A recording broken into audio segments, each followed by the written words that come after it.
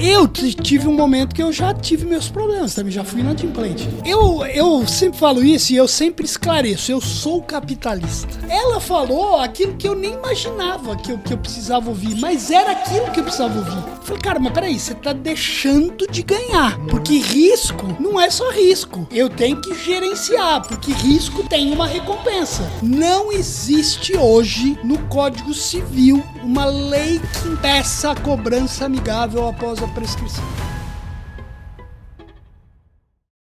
Bem-vindo todo mundo ao Como Você Faz. Essa semana aqui vamos falar sobre cobrança, o impacto que ela tem na vida de todo mundo, seja do empresário, seja do trabalhador, seja também da pessoa que está devendo, né? A importância de como lidar bem com a cobrança de todos os lados, de quem está cobrando e de quem está sendo cobrado aqui também. E quem trabalha por detrás disso e faz a coisa acontecer, né? Vamos falar também da nova lei, da 4966, sobre prescrições, o que dá para fazer com cada tipo de risco, com cada tipo de negócio que você tem.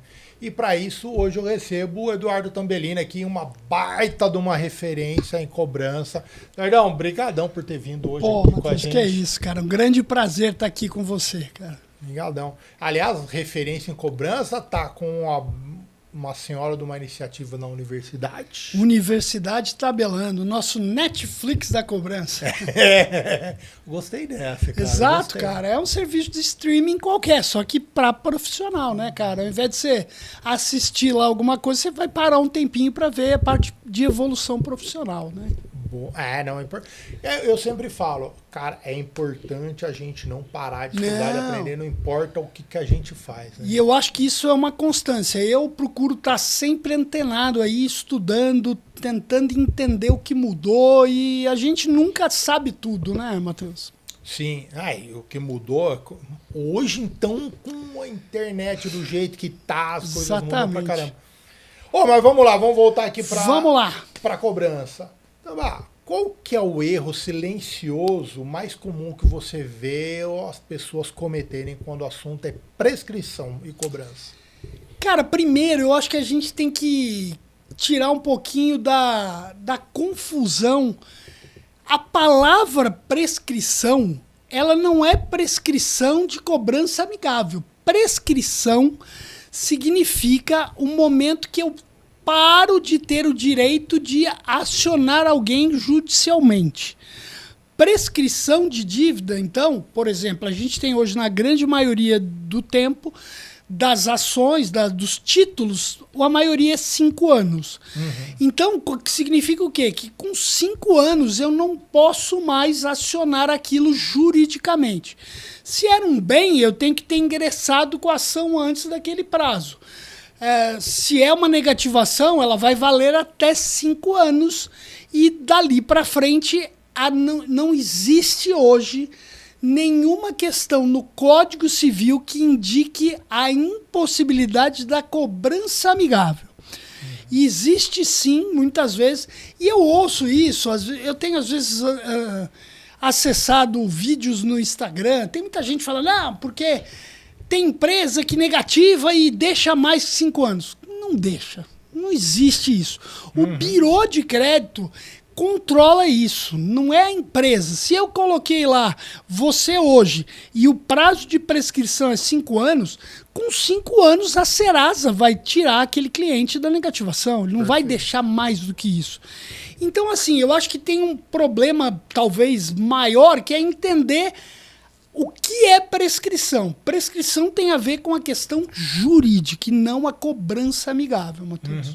E cobrança, você está devendo, continua devendo, e a pessoa vai te cobrar, ela só não vai poder colocar na justiça. Exatamente, ele não vai poder entrar com uma ação, ele não vai poder fazer retomada, caso seja uma cobrança com garantia, mas a cobrança ela vai continuar existindo. Isso é um dos pontos que tem se discutido um pouco e que acho que vale a pena a gente falar um pouquinho agora. Vamos falar assim. Só para até colocar, da gente pegar Ótimo. aqui, o que é a 4966, rapidamente? A 4966 é uma resolução do Banco Central, então ela é aplicável a instituições financeiras. desde que a gente, imagino você também, trabalha com isso há muito tempo, você tinha na tua cabeça lá que provisionamento de perda era 2682. Isso, regrinha de bolo, né? Receitinha de bolo para calcular. Exatamente, que era exatamente isso, receita de bolo. Cliente a vencer ganhava 0,5%, de 15 a 30, 3%. À medida que ia evoluindo o atraso, ia aumentando o percentual da provisão até chegar com 180 dias, que era 100%. Perfeito. A 4966 é a resolução que substitui a 2682. Ela passou a ser obrigatória a partir de janeiro de 25, um ano atrás. E o que ela muda? Ela é uma resolução que está muito igual ou direcionada à IFRS 9, que é uma norma internacional. Sim. Que tem por objetivo não fazer uma provisão, mas mudar a forma como eu faço gestão de risco, com os conceitos de perda esperada, probabilidade de default, probabilidade de perda, quanto que eu recupero nesse processo todo. Então, a 4966, ela mudou. Ela passou a ser um processo onde eu não tenho a obrigatoriedade de um percentual mínimo de provisão, mas eu devo fazer isso com base naquilo que eu acredito ter a minha perda esperada. Então, a 4966, por mais que ela é uma resolução de provisionamento de perda, ela não está só na provisão, ela está lá no crédito também. Exatamente, começa lá na entradinha do cliente. Que peraí, tô aprovando esse cliente, qual a probabilidade de default dele? Sim. Se for alta, a minha provisão de cara já vai ser elevada. Então não é só a cobrança que mexe com a 4966. Você estava comentando comigo aqui da universidade, a gente tem dentro da Tabelando, a universidade Tabelando. A gente está agora no mês de fevereiro, que é no último dia de fevereiro, a gente está lançando o nosso curso sobre a 4966. Qual que é o objetivo do curso? Como é que eu, área de cobrança, trabalho para recuperar? Por quê? A área de cobrança, antigamente, ela tinha aquela noção, quanto maior a faixa de atraso, maior é a provisão, isso, maior é o risco. Agora não. Agora eu posso ter, numa mesma faixa de atraso, clientes que eu tenho um nível de provisão de 15 e outro com nível de provisão de 50. Sim. Então eu preciso conhecer isso. Ainda é algo que as áreas de cobrança estão ainda meio que se perguntando, tá, mas o que muda para mim? Né? Tem uma questão muito importante que é o processo de cura, né? Que como é que eu curo, cara? Eu faço um acordo, curei? Não. Se eu fizer um acordo em 24 meses, vou demorar 24 meses para curar o cara. E isso tem que estar lá na sua prova de que você ainda vai demorar para receber. Exatamente. Tá lá então, no modelinho que o cara nesse curso que eu fiz, eu falei muito, gente, a gente tem que receber à vista, se a gente puder. Isso já era assim. Mas agora é muito mais forte. Cara, não dá para ter aquela coisa, tá bom, se não der para pagar à vista, parcela. Não, vamos ver efetivamente se a gente não consegue receber à vista. E mais, por exemplo, um financiamento de veículo, um parcelamento, né, num CDC... Cara, se eu não conseguir receber à vista o todo, às vezes é melhor eu receber 1, 2 parcelas em atraso à vista, sim, do que fazer um parcelamento do todo e alongar isso daí. Perfeito. Então isso é muito importante que a 4966 trouxe. Eu lembro que há muitos anos atrás eu fiz um trabalho em cima da IFRS 4 na seguradora, que já foi até substituída pela 17. Perfeito. Também já tinha feito a IFRS 9, apesar de ela não ser obrigatória no Brasil, isso, a empresa queria fazer para mostrar para os investidores a saúde da carteira. E é uma coisa que, particularmente, eu acho que demorou, porque ela tem uma vantagem gigante, porque ela não penaliza na realidade, assim, a IFRS 9, né, a 4966, ela dá o bônus, né? A empresa que sabe lidar bem com o crédito, exatamente, com a cobrança, ela bonifica muito, porque você provisiona muito menos. E aí, viu, Matheus, é importante dizer que por mais que a 2682 era a legislação, a maioria dos bancos já tinha um provisionamento que era muito mais ligado à IFRS 9 do que a 2682. O que mudou? Mudou algumas regras agora que passam a ser obrigatórias em termos de reversão, do conceito de cura, mas o provisionamento da maioria dos grandes bancos já era muito além da provisão mínima da 2682. Sim, sim. Mas os grandes bancos, né, agora os médios, pequenos e médios já não, tiveram que correr atrás Agora disso. sim. Não, a gente fez, a gente atuou, tanto que eu falo, muitas consultorias, eu tenho uma consultoria que é a Sinapse, da Wanda e da Pérola, que trabalharam com alguns projetos para ajudar as empresas, as instituições financeiras a organizar a partir da 4966, porque elas faziam puramente a 2682. Então você não tinha conceito de perda esperada. E uma outra vantagem que eu vejo grande nisso é que agora você é obrigado a olhar para uma coisa que talvez você não estava olhando. E aí você vai aproximar muito mais a estratégia da cobrança ou a estratégia de crédito que seja, do que tem um modelo, porque o seu cientista de dados vai falar, cara, você está com um problema aqui, vai resolver. Se resolver esse problema aqui, olha para onde vai ser o resultado. Exatamente, é isso aí. E eu acho que a cobrança tem uma tendência de ser cada vez mais preventiva. Eu acho que a 4966 traz esse foco da cobrança preventiva. Quando você pega para ajudar uma empresa na parte de cobrança, tá, o que geralmente, qual que é a primeira coisa que você vai fazer para olhar? Cara, não dá para ajudar ninguém se eu não sei qual que é o problema. Certo. Então, a primeira coisa é entender. Eu costumo dizer, e aí foram anos de consultoria que eu aprendi bastante isso, para você conseguir entender a direção que essa empresa tem que ir, você tem que entender a direção que ela está indo hoje. Então, eu acho que a primeira coisa é entender, fazer um diagnóstico. Lá na Goon, a gente tinha um processo que hoje eu ainda tenho muito dentro da minha filosofia, que é um diagnóstico de alguns pilares.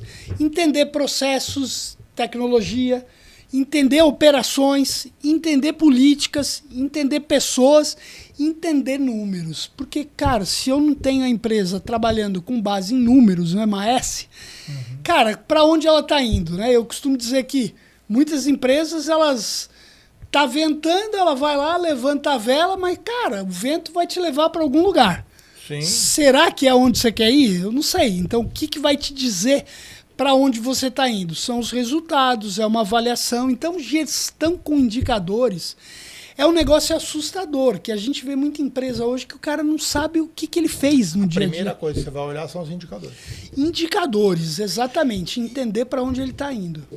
Então, aonde para onde o indicador está mostrando que você está indo, não o ponto hoje, né? Não. E eu acho o seguinte... A previsão, né? A gente tem um trabalho que é um grupo de melhores práticas, que você participou na época lá. Eu sempre falo o seguinte, cara, quando a gente faz lá e bota 5, 10 empresas para comparar indicadores, não é um número teu comparado com o outro. O meu número de inadimplência é 3 e o resto é 5. Cara, eu tô organizado para perder 3. O outro cara pode estar organizado para perder 5. Sim. A questão é qual que é a tendência. Cara, tá todo mundo melhorando. Eu sou o único que tô piorando? Tô com um problema Tem grave. alguma coisa aqui.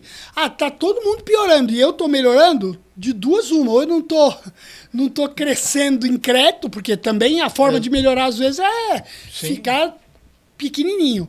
Né? Ou eu não estou acelerando, ou eu estou com alguma coisa que eu estou fazendo diferente de todo mundo que está dando resultado. Tá? Então é comparar as tendências, o movimento.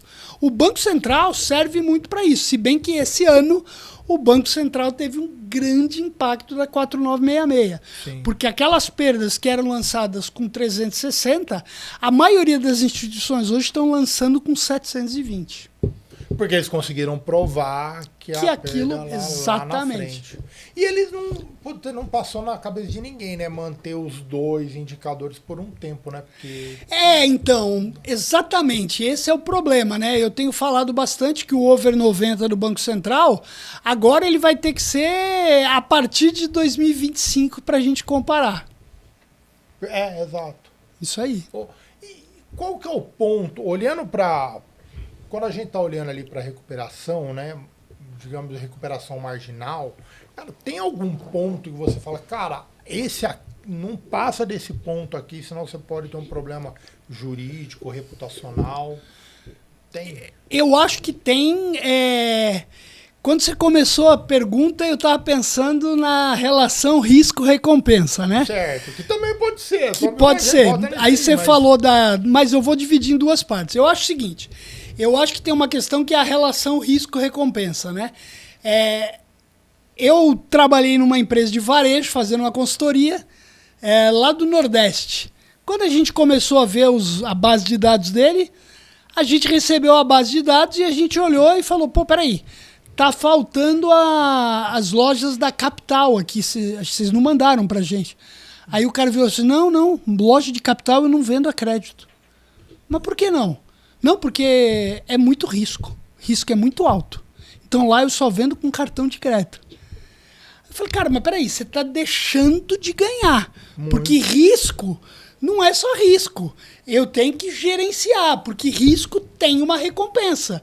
Sim. E eu deixar de assumir risco, eu deixo de ter recompensa também. Sim. Então, acho que essa questão da gestão risco-recompensa é o grande fator. O outro fator é a regulamentação, que hoje em dia a gente vive aí com inúmeras dificuldades. Um ponto que eu me permita voltar é a questão da prescrição da dívida. Sim. A gente está correndo um risco agora que é assim, são dois riscos.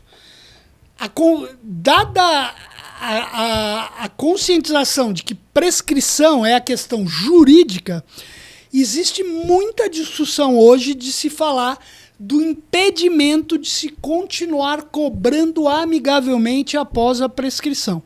Já tiveram uma série de resoluções do STJ dando ganho de causa do cliente que reclamava que estava sendo cobrado após a prescrição. Não existe hoje no Código Civil uma lei que impeça a cobrança amigável após a prescrição. Isso é importantíssimo dizer. Ah, mas o STF deu uma série de determinações. Deu, pode continuar dando, hoje está suspensa. Se eu, Tambellini, for cobrado aqui com 6 anos e, cara, eu vou entrar com uma ação junto reclamando do credor. Sim. Não será julgada no momento, está tudo paralisado até a decisão que seria o novo Código Civil. E aí tem um risco. Qual que é o risco? 2 riscos que tem uma grande probabilidade de passar. Primeiro, a maioria dos títulos hoje, e aí quando a gente fala de título, o cheque é um título? O cheque é um título, mas o cheque tem prescrição de 6 meses. Certo. É diferente. Um título executivo, um cartão de crédito, um empréstimo pessoal, um CDC, 5 anos. Discute-se a possibilidade de antecipar a prescrição de dívida de 5 para 3 anos. Vou falar, eu como cara que trabalho com cobrança, eu acho um absurdo. Eu acho, mas eu não vou dizer nem o cara que trabalha com cobrança. O cara que paga suas contas em dia. Sim. Eu acho um absurdo isso antecipar, porque isso abre a precedência de eu falar, vou comprar aí 3 aninhos. 3 aninhos, passa super rápido. Já tem uma galera que faz isso com 5. Exatamente. E aí tem um outro risco, que é a questão do impedimento da cobrança após o período da prescrição, da cobrança amigável. Cara, eu quando vi isso, eu já fiquei incomodado, porque assim, vamos lá. A gente está falando de uma questão que é da defesa do consumidor. O cara não pode ser cobrado. Primeiro, Matheus, que assim, vamos lá. Se hoje eu pegar aqui, não vou pegar 10, vou pegar 100 cobranças. Quantas dessas 100 cobranças você acha que são grosseiras, insensíveis? Vamos lá. Cara, eu acho que nenhuma. Eu vou chamar aqui uma, duas, por conta talvez de algum excesso que o próprio cobrador, que não é um cara que trabalha em qualquer lugar. Sim. Porque hoje, aí eu vou na tua resposta, 100% das empresas que realizam cobrança tem processos de monitoria de qualidade. Tem monitoria, tem qualidade, treinamento. Hoje em dia, essa cobrança, cara, o que acontece? De novo, a gente está evoluindo para cobranças com IA, a IA não vai se estressar com o cliente. Perfeito. O operador é humano, velho. E a hora que os caras às vezes pegam uma conversa, às vezes o cara se estressou de um lado, o operador pode se estressar do outro, pode ter alguma coisa que vai acontecer, mas é mínimo isso. Sim. Então, qual que é a questão? Vamos lá. É a defesa do consumidor. Mas peraí, quantos empregos no Brasil existem de cobradores, pessoas, empresas que atuam em cobranças acima de 5 anos? Cara, não tenho a mínima ideia. Eu também não tenho, mas eu diria para você que são milhares de empregos. E aí, essa galera vai fazer o quê se não pode fazer cobrança? Pois é. A gente já tem o desafio da IA substituir mão de obra. Agora tem mais essa, quer dizer, a lei vai impedir a cobrança? E aí eu te digo o seguinte, cara, eu fui fazer uma pesquisa, né? Eu não sei quando é que esse vídeo que a gente está fazendo aqui vai ser divulgado, mas vai ter um vídeo no meu canal especificamente falando dessa questão de prescrição. Eu fiz um estudo. Quando que vai ter o vídeo? O vídeo vai ser 5 de março. Então já fica. Se o vídeo aqui sair depois, vai lá, se for vai lá no 5 de março, exatamente, vai ter o vídeo lá 5 de março. Qual que é a questão? Vamos lá. Em qual lugar do mundo existe o impedimento de você cobrar amigavelmente? Eu não vou falar em nenhum lugar do mundo, porque, cara, eu não sei, na África, na Ásia, mas vamos lá, pesquisei Europa, Estados Unidos, Canadá, América Latina. Nenhum lugar do mundo destes que eu estou falando, Estados Unidos, Europa, América Latina, pensando em Argentina, Chile, existe sim o período de prescrição, na grande maioria são 5 anos, alguns produtos menos, mas a grande maioria é 5 anos. E o impedimento de se cobrar amigavelmente em nenhum lugar existe. Em nenhum lugar. Mas lá na África, cara, eu não sei, pode até existir. Só que lá o crédito não é evoluído como aqui. Vamos comparar acesso, laranja com laranja, não né? tem, exatamente. E aí a gente esquece o seguinte, o nosso crédito hoje já é um crédito caro. Muito caro. Muito caro. Cara, como é que vai ficar se eu não puder cobrar? As pessoas não têm noção quanto crédito no Brasil exatamente. E aí, se eu não puder fazer cobrança, você acha que o crédito vai ficar mais barato? Não vai. Nós temos uma relação crédito-PIB hoje no Brasil de 55%. Isso nunca passou, nunca atingiu 60%. Dados lá do Banco Central, 55%. Nos Estados Unidos, isso gera 120%. No Japão, 104%. Na Alemanha, 115%. No Chile, mais 100%. Cara, como é que o Brasil vai? Primeiro, nós temos 81,3, segundo a Serasa, milhões de CPFs negativados. Uma coisa que eu quero fazer, 81, segundo a Serasa. Exato. Não tem as informações nem da Equifax e nem da COD. Exatamente. Se botar eles, vai ficar muito mais. O SPC fala em 70 e poucos milhões também. Entendeu? É claro que você tem reincidência. Quem está em um está no outro. Exato, mas você tem um cara que está em um e não está no outro. Isso vai passar fácil. Fora o seguinte, Matheus, quanto tempo se negativa? Com 30 dias, 20 e pouco? E aí antes disso? E depois dos 5 anos também? Quantos inadimplentes tem? Exato. Então, ainda nessa questão do tempo, eu sempre tive uma cabeça de que, cara, a maioria das pessoas que devem não estão devendo porque querem. Aconteceu alguma coisa. E aí não acho justo você... Aliás, não é nenhuma questão de justiça. Eu acho que não é uma questão de oportunidade da empresa falar assim, não, ele está devendo para mim, eu nunca mais vou emprestar para ele. Cara, não. Cara, passou 5 anos, a vida da pessoa mudou. Volta a emprestar para ele. Com ressalvas, para você não perder de novo. Porque a maioria, de novo, teve um problema lá no passado, pô, em 5 anos colocou. Aí eu fico me perguntando, com 3 anos, será que essa regra ainda vai valer? Porque, cara, 3 anos a coisa passa muito rápido, né? Muito rápido, cara, muito rápido. Eu acho, por exemplo, eu me lembro da gente... A gente tinha um cliente na Go-On, vou até falar qual é aqui, acho que zero de problema, era Besni. Besni é uma loja de calçados, Sim. eles têm o cartão Private Label. O que a Besni fazia? O cliente, quando ele chega em CRELI, né, no cartão, crédito de liquidação, geralmente o cliente é cancelado e o cara não tem mais crédito. A Besni, naquela época, não sei hoje como é, ela fazia o quê? Ela bloqueava o cartão, mas ele não cancelava. Se o cara pagasse depois de um tempo, o que ele fazia? Ele voltava o crédito com um limite menor. Eu tenho uma outra questão, e olha só, quem que era o cliente mais rentável para eles? O que atrasa e paga. Cara, não era o cara que pagava em dia. Nunca é. Esse é um Aí eu vou te contar outro de uma super amiga Janaína da C&A Pay. Ela contou uma história. Ela estava numa loja no final de semana, fazendo uma campanha. E aí bateu uma senhorinha lá e falou: minha filha, essa campanha aí que vocês estão fazendo de pagamento, eu estou inadimplente. Queria entender como é que é. Aí ela: olha, temos uma condição assim, assim, assim para a senhora, com desconto de tantos %. Sabe qual foi a pergunta da mulher? Eu até achei legal essa tua condição de parcelamento, mas eu vou ter meu cartão de volta? Cara, você ganha a pessoa. Aí olha só o que aconteceu. A Janaína falou: olha, senhora, eu vou tentar ver aqui com a senhora. Ela falou com o crédito, aí o crédito falou: olha, nesse momento a política não permite. E aí ela falou: não pode. Sabe o que a mulher falou? Ela falou assim: olha, eu até gostei da condição e eu conseguiria pagar, mas o meu interesse é voltar a ter o cartão. E aí, cara, é isso, né?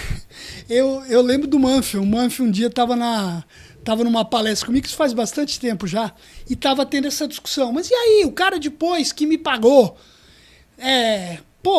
podemos voltar a dar crédito para ele? E tinha uma pessoa na frente da gente que tinha uma certa religião, a gente percebeu.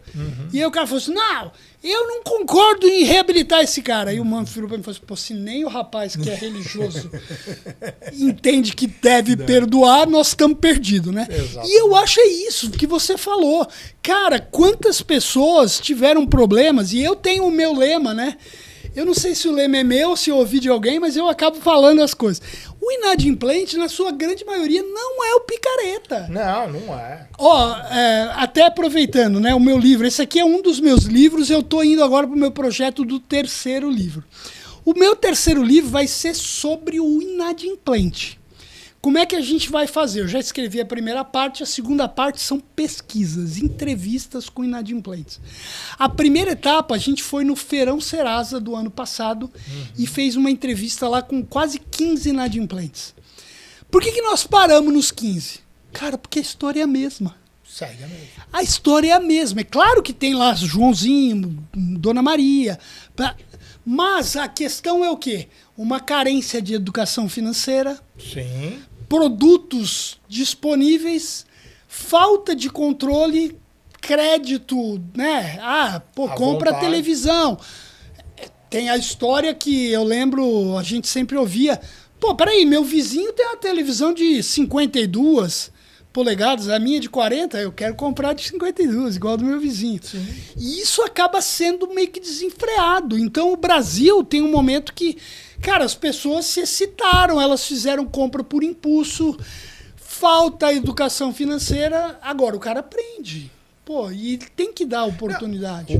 Tem, e eu acho, e uma experiência que eu tenho, é que é o seguinte: não adianta achar que o cliente ele vai aprender 100% o que, fiz isso de errado, não.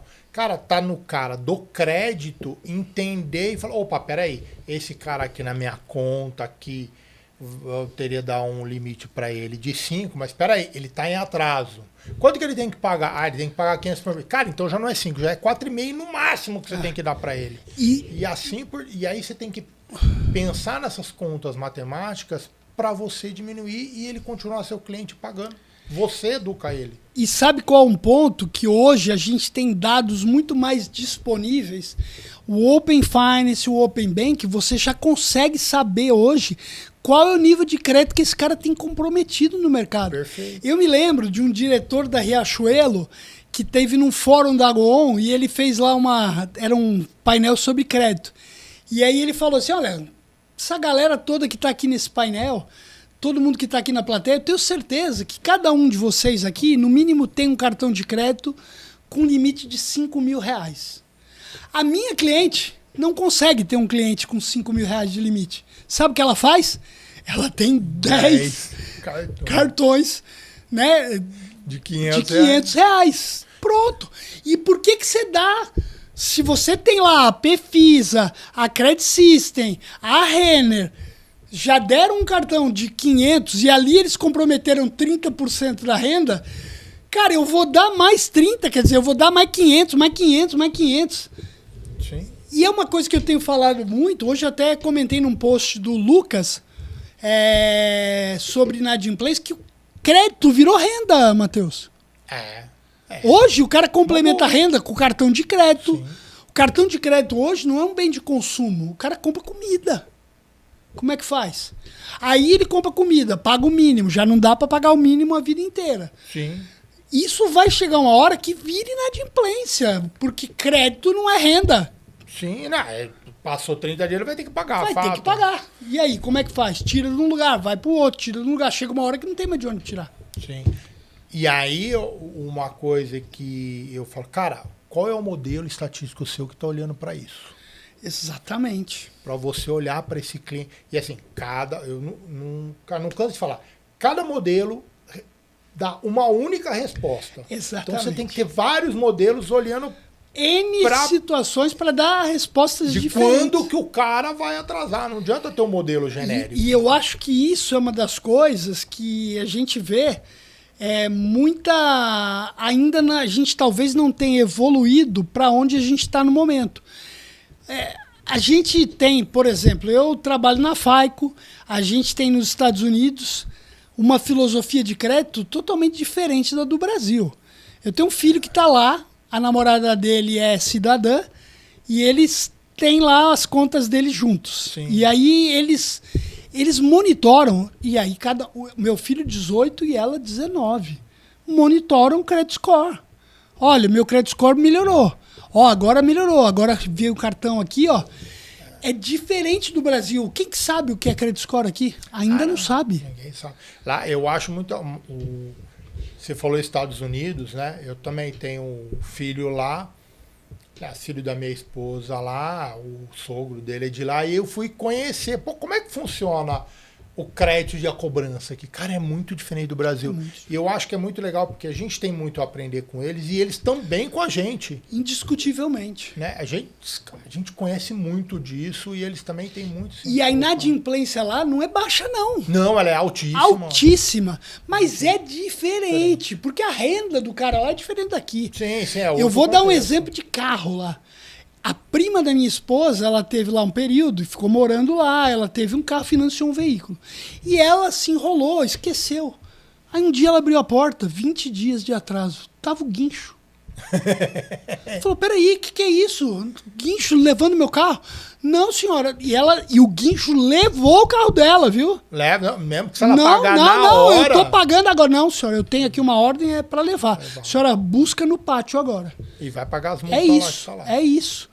Então, assim, é muito diferente isso, mas a filosofia de crédito já é diferente lá, entendeu? Sim. Não dá para comparar dessa forma, mas existem alguns níveis de comparação e muito ainda questão de aprendizado.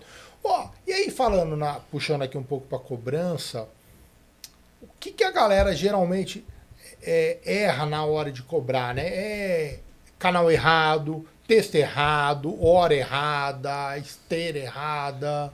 Eu acho que a gente tem algumas questões, né? Por exemplo, é um fato que hoje em dia o volume de ligações de cobrança, não posso nem afirmar que continuam as mesmas, né? Porque eu acho que a gente já teve uma mudança muito grande daquilo que é telecobrança para cobrança digital. Perfeito. Mas, indiscutivelmente, o percentual de alô hoje não é o mesmo. Não é o mesmo, é menos. Pessoas atendem menos o telefone. Quando atendem o telefone, elas muitas vezes abandonam no meio da conversa. Por que ela abandona no meio da conversa? Ou porque já fala que é do credor, e ela já desliga, ou porque começa aquele script padrão. Olha, eu estou entrando em contato. E aí, fazendo uma ligação, sendo tanto da parte de ligação, telecobrança, quanto de um script, de um SMS, de um WhatsApp, e aí pegando a questão do impedimento da cobrança que pode vir aí. Hoje, não adianta mais eu ligar para você, Matheus, sou do Banco X aqui, sobre a dívida de R$500. Cara, isso você já sabe. Eu acho, e aí a questão depois da prescrição, então não pode mais cobrar. Vai parar de fazer cobrança? Não. Cara, não pode parar. Não, o cara ainda tá devendo. O cara tá devendo. Então, mas não pode ligar falando que vai cobrar. Então, ok, eu vou ligar. Matheus, sou assistente financeiro do Banco X e eu tenho propostas aqui para te ajudar a recuperar. Peraí, você está me cobrando? Não, de maneira nenhuma. Nem posso fazer cobrança com o senhor. Eu estou aqui oferecendo uma alternativa para lhe ajudar. Essa vai ser a cobrança nova. E é isso que hoje o cara quer ouvir. Exato. Eu falo, cara, gente, é sério. Se você põe uma inteligência artificial para cobrar, ela tem um atendimento hoje muito mais humanizado do que o cara. O cara que é humano. O cara que é humano. Exato. Porque ele fica ali, lê um negocinho, eu tenho que falar blá, blá, blá, blá, blá. Não. Tem que entender que a pessoa que está do outro lado lá é um humano. Ele quer ser acolhido, ele quer ver qual que é a vantagem de pagar para você. E, Matheus, eu sempre falo que o inadimplente brasileiro, ele é aquele cara que ele imagina, tô com esse problema, mas eu vou resolver. Por quê? Porque ele tem a filosofia dias melhores virão. Sim. Né? E outra, ele não quer ser cobrado, ele acha que aquilo é um problema que ele não tem que discutir com ninguém. Então, eu sempre conto uma história, quem me ouve há muito tempo vai falar de novo, Tambelini, de novo, vou ter que contar. Eu tive um momento que eu já tive meus problemas, também já fui inadimplente. E aí me ligaram, eu estava dirigindo, ela me falou, o senhor tem uma previsão de pagamento? Tenho, previsão de pagamento tal dia, com atraso. O senhor vai pagar o mínimo ou o total? Era um cartão. Eu falei, vou pagar o mínimo. Naquele momento, ela já tinha uma promessa de pagamento. Sim. Ali, para mim, foi a hora que ela virou o jogo. Que ela virou para mim e falou assim, Sr. Eduardo, ok, muito obrigado pelo compromisso, mas eu estou percebendo que o senhor já vem pagando com atraso e o mínimo há muito tempo. O senhor vai se perder, isso está virando uma bola de neve. O senhor não quer fazer um acordo? A gente tem algumas condições. Ela falou aquilo que eu nem imaginava que eu queria, que eu precisava ouvir, mas era aquilo que eu precisava ouvir. Sim. Então não adianta eu ligar pro cara e falar, olha, você tá em atraso. Tá, isso eu já sei. O que você tem para mim? Novidade. O que você tem para mim? Você tem alguma novidade? Então acho que é isso, cara. Tem que, cara, acolher a pessoa, resolver a dor dela, exatamente, mostrar qual que é a vantagem que ela tem. E isso é uma das coisas que a gente tem colocado muito nos nossos treinamentos. Dentro da universidade, hoje eu tenho um treinamento que é de técnicas de negociação, de inteligência emocional, que é o que a gente precisa, porque não adianta você querer impor, você tem que ser inteligente, ouvir o outro, escuta ativa. Perfeito, é isso aí. Concordo plenamente contigo. A cobrança bem feita é exatamente igual uma venda bem feita. Isso aí, exatamente. Cara, vai lá, descobre qual que é a dor da pessoa, descobre o que ela está querendo, o que ela está precisando. Porque você não vende pro cara o que ele não precisa, né? Exatamente. Então é igualzinho. É que nesse caso não vai funcionar, mas quantas vezes a empresa coloca na gente uma necessidade que a gente não tem só para ela vender. Exato. Cara, e o cara insiste ainda, né? Insiste, eu não quero. Não quero, mas cara, é só ver. Facebook existe por quê? Exato. TikTok existe por quê? Instagram... Cara, é só por isso. Exatamente. Tá ofertando alguma coisa lá, sem dúvida. Bom, quais são, olhando para esteira pós-prescrição, né? Quais são 3 decisões que você tem para garantir uma boa negociação? Uma é a que você acabou de falar você cobrar sem cobrar. Exatamente. A outra eu acho que é entender o momento do cliente no sentido de... Tem uma história, e eu sou o cara das histórias, né? Tem aí meu primeiro livro, Histórias de Cobrança, que uma menina virou para mim e falou assim, olha, eu tô com uma dívida num banco, quase que eu falei o nome do banco, eu tô com uma dívida num banco de um veículo. Eu já paguei 33 prestações, faltam 3. O banco me liga e ele fala, vamos fazer um financiamento? O mínimo de financiamento é 15 vezes. Cara, são 3 prestações. E eu vou te dizer mais, 3 prestações, ela já pagou o principal e mais juros. Faz tempo, sim. Então, eu acho que a gente tem que entender, e aí eu vou pegar lá o seu Samuel Klein. Seu Samuel Klein, o nego chegava lá com 10 reais na Casa Bahia. Olha, tenho 10 reais aqui. Ele fala, pode dar 10 reais, abate a dívida. Chegava lá um período do ano, ele ia lá, fazia uma anistia. Eu sempre falo isso e eu sempre esclareço. Eu sou capitalista. Mas eu acho que a gente talvez tenha que ponderar um pouco o apetite. E tem mais uma outra coisa que ele ensinou. A área de cobrança, que a pessoa entrava lá para cá, ela lá no fundo da loja. Cara, ele já passou pela loja inteira. Por todos os vendedores, ele já falou, puta, gostei dessa TV, gostei daquilo.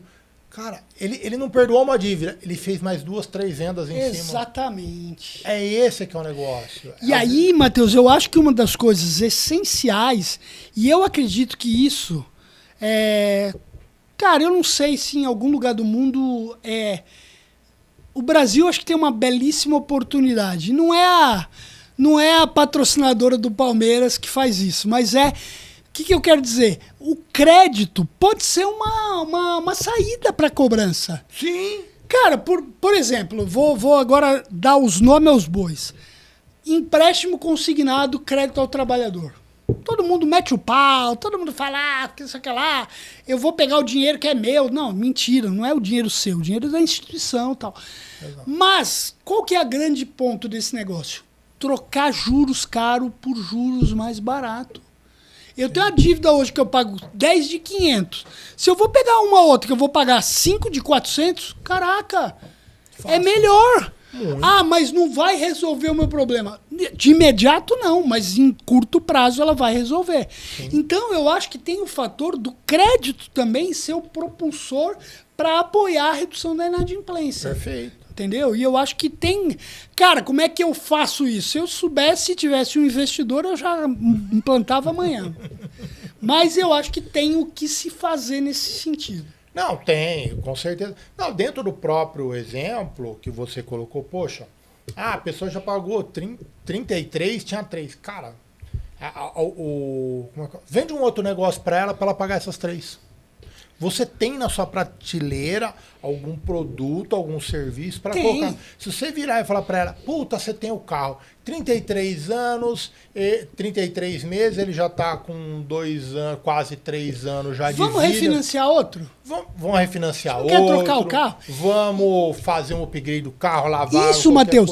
Era um negócio, a gente trabalhou numa financeira na época de Goon, e aí eles tinham um ponto que quando a gente fez crédito e cobrança, eles tinham um processo em cobrança, aí quando a gente foi olhar crédito, não, porque tem um problema aqui, a gente não consegue estabelecer novas vendas. Eu falei, cara, qual o tamanho da carteira que vocês têm aqui? Não é possível que vocês não fazem.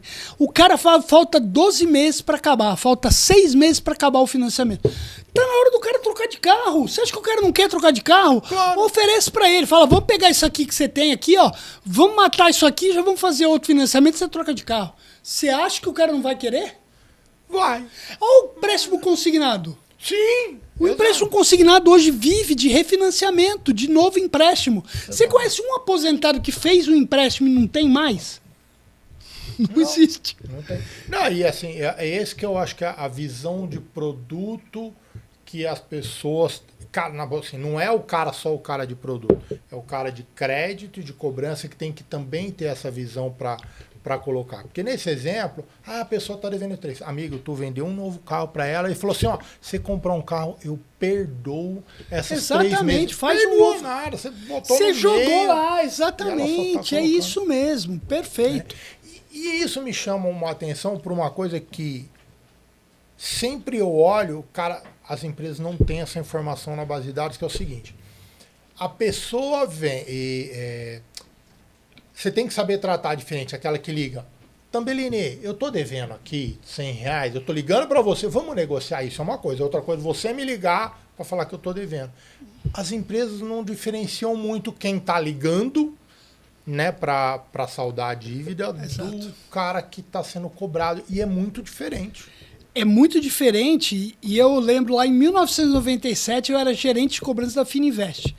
O meu receptivo... 97 tu é velho pra caraca também. Não precisa falar isso. O meu receptivo, ele tinha uma taxa de abandono de 2% e um nível de serviço de 98%. Ou seja, eu atendia 98% das ligações em 10 segundos. Você sabe o que começou a acontecer? Nego ligava para o atendimento, não conseguia ligar, mas como ele já sabia o telefone de cobrança, ele ligava para mim e pedia para eu transferir para o atendimento, para você ter ideia. Por que o meu receptivo tinha esse nível de serviço? Cara, porque o cara que quer ligar comigo é o cara que quer pagar. Sim. É o cara que eu tenho que atender e receber, e diferente. Hoje, o grande ponto que eu falo é, cara, você tem ações ativas, mas você tem que ter canais que permitam o cliente chegar até você para onde ele quiser e a hora que ele quiser. Muito portal de negociação, sabe o que mostra? Mostra que tem atendimento com percentual de ingresso após as 23 até as 2 da manhã. Imenso esse público. Por quê? O cara tá em casa, a mulher já foi dormir, os filhos já foi dormir, ele tá sozinho, e não tem ninguém irritando ele vai negociar a dívida dele. Ele não tem ninguém para irritar a gente, ele não tem ninguém para pressionar. E nem para ter a vergonha de falar de o filho, a esposa tá vendo ele fazendo um negócio desse. Exatamente. Então, canais de atendimento receptivo tem que estar muito disponível hoje em dia. Tem. Eu falei brincando 97, você tá velho, porque eu também tô velho, caraca, 97 eu já tava trabalhando também. Cara, e em 2000, né, 3 aninhos depois, eu tava justamente diferenciando a forma de como é que você vai cobrar dentro da grande São Paulo. Porque Exato. Eu mostrei que você tinha diferenças de região. Cada paulista eu vou cobrar de um jeito. Exato. Tatuapé, o outro. É outro. E assim, cara, no Tatuapé não é pobre, não. É dinheiro tá também, dentro de São Paulo. Imagine você pensar o Brasil. Exatamente. Por exemplo, cobrança porta a porta. Funciona? Dependendo da região, vou te falar que funciona. Funciona. Uma coisa que eu queria ver contigo é o seguinte. Hoje, cara, são 80... Voltar lá nos 81 milhões de brasileiros devendo. Né? Eu gosto de falar, cara... Só para ter uma noção dos 81, são 140 milhões de brasileiros aptos a votar. E nesses 140 tem uma galerinha de 16 e 17 anos. Então, cara, é muita gente devendo. Não tem data para essa curva diminuir. Ela só aumenta, não está diminuindo a velocidade de coisa nada. Mas, por outro lado, ela é um baita de uma oportunidade que as empresas têm hoje de cobrança, né? Colocar como diferenciar esse público, né, daquele cara que realmente está enrolado para pagar e do cara que não está tão enrolado assim. Porque o que fica na minha cabeça? A nossa taxa de desemprego não tá ótima. Tá ótima, mas tem um viés esse indicador, né? Tem. Esse é o ponto aqui que eu quero trazer também. Ele tem um viés. Já vamos colocar já. Qual que é esse viés que a gente tem? Hoje, o IBGE, quando vai medir o desemprego, ela pergunta, você está procurando emprego? Se você já é um cara informal, você fala, não estou procurando, você não está desempregado. Se você é um cara que deixou de procurar emprego, você fala também, não estou procurando. Sim. Então ele não entra no desemprego. Se você ganha Bolsa Família, você fala, não estou procurando emprego. Não necessariamente também estou. Então você está numa taxa, hoje é 5,1 a taxa de desemprego no Brasil. Você tem uma taxa de informalidade de 48%. Então são pessoas que não têm. E eu nem acho que o cara tem que ter carteira assinada. O cara tem que trabalhar e ganhar dinheiro, velho. Sim, exato. Entendeu? O resto Essa é formalidade. discussão da escala 5 por 1 e tal, cara, eu acho que a gente tem que trabalhar e o que eu acho o seguinte. Hoje eu tenho uma filosofia do seguinte. Você quer ajuda, Tambellini? Eu falo, primeiro, eu queria que ninguém me atrapalhasse. Já é uma ajuda. Já é uma baita ajuda. Então eu acho que a gente, enquanto governo, Cara, a gente não pode atrapalhar, cara. O resto, velho, tem que deixar livre, porque as coisas vão se encaixando. Se encaixa, sim. Entendeu? Então eu acho que tem isso. Então eu acho assim, a gente tem hoje uma questão... Se eu olhar... E aí eu fiz um estudo recente, eu até divulguei no LinkedIn. Se você for olhar taxa de desemprego e percentual de inadimplência Banco Central, esse número nunca conversou. Nunca. Sim. Se você for olhar inflação, também não conversa. O que conversa? Taxa de juros. Taxa de juros alta, inadimplência alta. Taxa de juros mais baixa, inadimplência mais baixa. Perfeito. Então, isso é a única coisa que conversa. Agora, a gente tem os 81 milhões da Serasa, você tem aí 72% de pessoas endividadas. Dívida todo mundo tem, né? Mas, cara, se eu tenho 72% endividado, significa que me sobra pouca coisa para eu viver o resto. Perfeito. Então, esse é o risco. Disso tem 22%, 22, 29, não me lembro, que estão com dificuldades de pagar. E 10% que já falam, não vou conseguir pagar. Esses indicadores são grandes. E eles conversam com o indicador da Serasa, se a gente for ver. Perfeito. E aí, como é que eu resolvo isso? Cara, eu preciso conhecer meu cliente.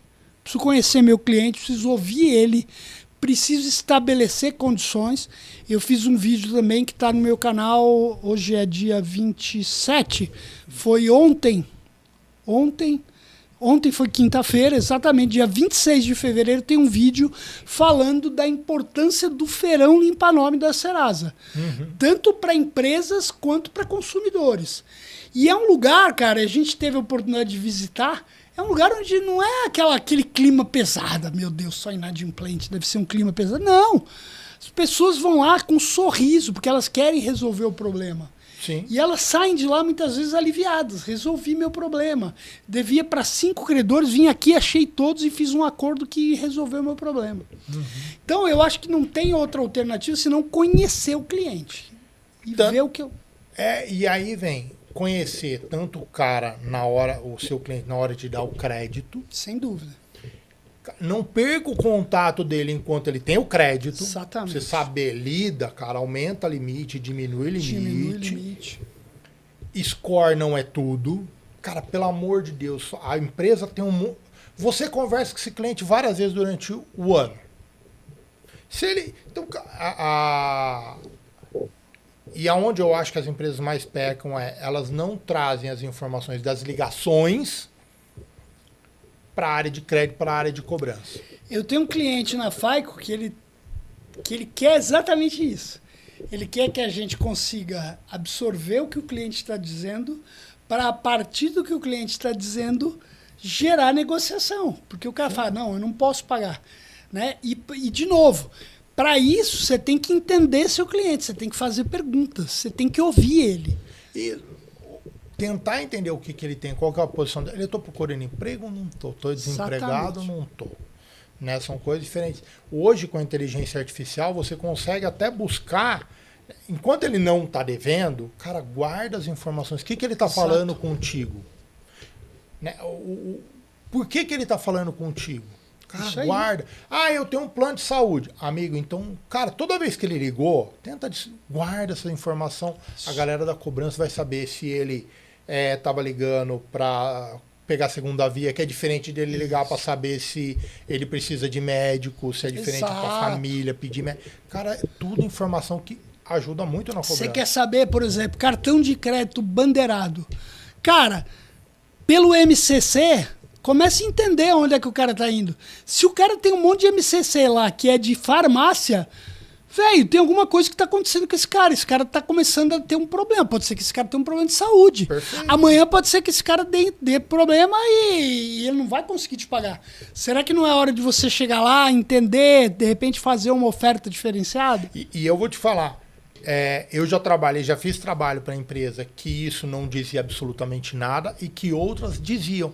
E Exato. que outras usei técnicas para analisar outlier e disse. Exato, exatamente. Então, cara, olha o que você está tendo. E eu acho que essa é uma das grandes carências das empresas. Às vezes a empresa ela quer olhar para fora e entender o cliente lá fora e dentro de casa tem uma imensidão de dados. Sim. E ela não usa. É verdade. Tabeline, o que deixa, na sua opinião, deixa uma empresa, na parte de cobrança, mais segura e mais previsível e com melhor recuperação? Tem um negócio que a gente fala hoje, que eu brinco, né? Que na Tabelândia a gente não vende o ovo de Colombo e nem a novidade do século. Eu vendo insistir para o cara fazer aquilo que ele tem que fazer, que é o certo, que é o básico. Eu acho que hoje em dia muita empresa atua, metralha processo de cobrança, não conhece quais são seus indicadores. Fiz uma mentoria recente, porque esse mês aqui eu não bati minha meta. Ah, legal. Me explica aqui. Você cobrou todo mundo que você tinha que cobrar esse mês? Ah, eu não sei. Já tem um problema. Como é que foi teu resultado de cobrança? Não, eu não consigo enxergar isso porque eu tenho 4 sistemas onde cada um tem... Então, assim, cara, o problema, e assim, não é uma empresa só. E não é uma empresa incompetente. Eu vejo isso, às vezes, em grandes bancos, grandes empresas, que não fazem aquilo que tem que fazer. Grandes bancos, por quê? Pô, cara, o cara é um banco X que adquiriu 10 bancos no longo da vida dele. Cara, quantos sistemas ele ainda não integrou e... Às vezes você tem grandes bancos que não tem. Por que Nubank, PagSeguro, Mercado Livre, Mercado Pago cresceram organizadinho? Porque, cara, os caras cresceram pequenininho já. Organizado. Ó, é o seguinte, cliente único, o cliente vai ter um cartão, vai ter um empréstimo pessoal, é único, tá? Pô, cara, como é que você faz um Bradesco, um Itaú? Eu não estou dizendo que eles não têm, eu estou dizendo que, cara, que adquiriram centenas não, mas dezenas de bancos, sim, vão ter essa visão de cliente, às vezes, único. É muita coisa para se fazer. Então, eu acho que hoje, nossa grande missão é fazer o que tem que ser feito bem feito. O básico, feijãozinho com arroz. Feijão com arroz. É o MFA, método arroz com feijão. MAF, método arroz com feijão. É isso aí. E aí eu puxo mais um pouquinho que eu vejo. Ah, não, vamos colocar inteligência artificial. Mas eu nem tenho... Se você não está fazendo o básico, esquece inteligência artificial. Exatamente. Eu falo assim, se você não faz uma tabelinha descritiva ali, não adianta você colocar um modelo estatístico. Ó, você que é estatístico vai gostar disso aqui. Eu ouvi um dia, na época que tinha aquelas empresas que começaram a dar crédito, as fintechs e tal, os caras estavam falando, não, porque aí eu estava numa palestra, tinham 3 caras de uma dessas empresas, de uma de cada empresa. Aí o cara falou, não, porque eu gostaria de saber sobre modelos estatísticos, árvores de decisão, inteligência artificial, isso deve fazer uns 10 anos. Aí o cara virou e falou assim, ó, posso falar para você? Sabe o que funciona bem? Bem, é regressão... Ah, regressão logística, filho, isso funciona, é isso. Uma maravilha. Falou, cara, meus modelos hoje são todos por regressão logística, isso há 10 anos atrás, pra você ter ideia. Sim. E já se falava em árvore de decisão, em machine learning. Não, e o cara, não, o que funciona é o básico, velho. Mas se eu não faço o básico, como é que eu quero dar o passo? Eu não consigo ir para Marte antes de passar na Lua. Eu não consigo chegar no 10º andar sem passar pelo 5º. Porque para você vai fazendo o básico por etapa. Exatamente. Cara, beleza, fez a sua regressão logística, tá tudo funcionando bonitinho? Passa para o machine learning. Exato. Vai crescendo devagar, porque... É no básico, fazendo o básico, que a gente vai descobrindo os nossos gaps. Isso e se você vai logo lá na frente, o seu gap... vai ser muito maior. Vai ser muito maior. Ele só vai explodir e vai dar o errado. Exatamente. Né? Eu falo um processo que eu acompanhei uma vez, ele estava lá. Ah, não, a gente vai lá, a IA vem, faz a negociação, né, já vê o produto, entrega o produto, e ela fala, ninguém precisa colocar a mão. Eu falei... Show de bola, concordo com você. Desenha o seu processo de entrega. Não. Falei, então, amigo, não vai funcionar. Vai ser a IA que vai fazer mais. Não vai, cara. Exatamente. Então, Meline, cara, foi muito bom o papo. Pô, cara, que ficaríamos aqui a noite inteira, né? Tá pra caramba, viu? Eu vou falar pra você. Conversar com você com tempo limitado é difícil. Não, cara, mas, pô, que legal. Colocar, foi bom demais. Não, pô, que bom. É um prazer. Mais uma vez, foi um prazer estar aqui com você. Fico à disposição. Adorei o lugar aqui. A hora que você precisar, tô não, aqui. vamos voltar sem era, vamos trazer o Guilherme aqui. Exatamente. Vamos falar de mais coisa vamos aqui, fazer. Isso aí. Guilherme, que você faltou hoje aqui, ó, faça favor. Tá lá em Pereira Barreto, Gui. Ó, tá longe, hein? Tá longe, homem. Mas tá lá com os pais, curtindo lá. Família. Isso é bom, isso é bom. Muito Algum bom. recadinho? Cara, queria dar um recado aí, né? Se você tá aqui assistindo a gente e não ainda conhece meu canal, Tabelando com Tambellini, vai lá. Tá faltando pouquíssimas pessoas pra gente chegar aos 3.000 inscritos. Então vai lá, me ajuda. O número de inscritos eu já tenho, agora eu preciso de visualização pra gente monetizar. Sei que eu não vou ficar milionário com o YouTube, né? Sim. Mas a gente quer cada vez mais pessoas assistindo. A Universidade Tabelando, a gente tem lá já mais de 10 cursos lá dentro. O nosso Netflix da cobrança são cursos EAD que você pode acessar. Se eu tenho uma aula de 2h30, um curso de 2h30, a gente tem aulas de 15 minutos cada uma. A gente faz bem separadinho para você não se estressar. Vai lá, assiste uma aula, depois assiste outra. Conhecimento é tudo.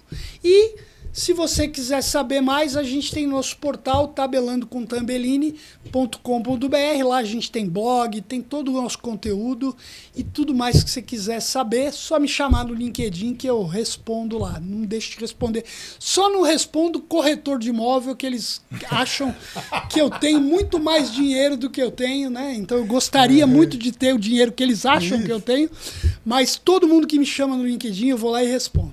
Tá bom? Boa. E, gente, muito obrigado por ficar aqui. Um agradecimento gigante à Stratos Data Analytics, que apoia a gente aqui no canal. E fica aqui para a próxima. Recadinho, assina o canal, manda para aquele seu amigo, joinha, like, que ajuda a gente pra caramba. E até semana que vem. Valeu, gente.